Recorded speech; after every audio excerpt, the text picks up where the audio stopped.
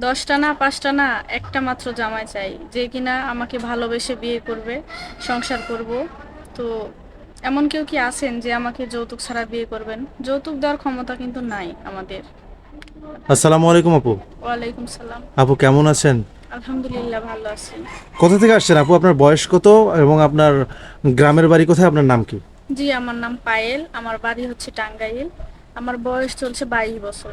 22 বছর চলছে, জি। আপনার টাঙ্গাইলের মেয়ে। জি। আচ্ছা, প্রতিবেদনের ক্যামেরার সামনে কি বিয়ের জন্য এসেছেন আপনি? জি, বিয়ের জন্য। আপনার কি এর আগে বিয়ে শাদী হয়েছিল? না। আমাদের প্রতিবেদনের ক্যামেরার সামনে কেন আসতে হলো? আপনার ফ্যামিলিতে কি কেউ নেই বিয়ে শাদী দেওয়ার মতো? জি, আমার ফ্যামিলিতে আমার বাবা মা আছে, কিন্তু বৃদ্ধ, মানে বয়স্ক, কোনো কাজ কাম করতে পারে না। তাহলে আপনাদের সংসার কিভাবে চলছে আপু? জি, আমি টেলার্সে কাজ করে সংসার চালাই। মানে খুব কষ্টে আপনাদের সংসার চলছে। জি। এখন মূলত আপনি বিয়ে শাদী করার জন্য এখানে এসেছেন।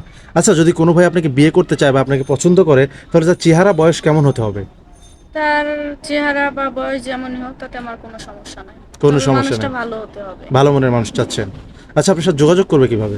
আপনাদের মাধ্যমে যোগাযোগ করলে হবে। আমাদের মাধ্যমে যোগাযোগ করলেই হবে। সুপ্রিয় দর্শক, এই মুহূর্তে স্ক্রিনে একটি নাম্বার দেখতে পাচ্ছেন। এই নাম্বারটি চ্যানেল কর্তৃপক্ষের।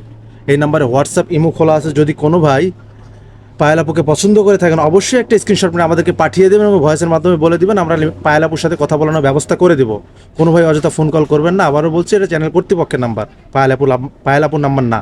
যদি কোনো ভাই পায়েল আপুর সাথে একান্তই কথা বলতে চান, তাহলে ফোন দেবেন। আচ্ছা, আপনার নামাজ কালাম পড়া হয়তো। জি।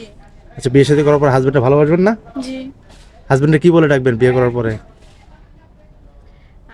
সবকিছু ছেড়ে যখন তার কাছে চলে যাব, তার মানে সে তো আমার পৃথিবী হবে। সে বলতে গেলে আমার জান, জান আমার বলে জীবন। ডাকবেন। জি।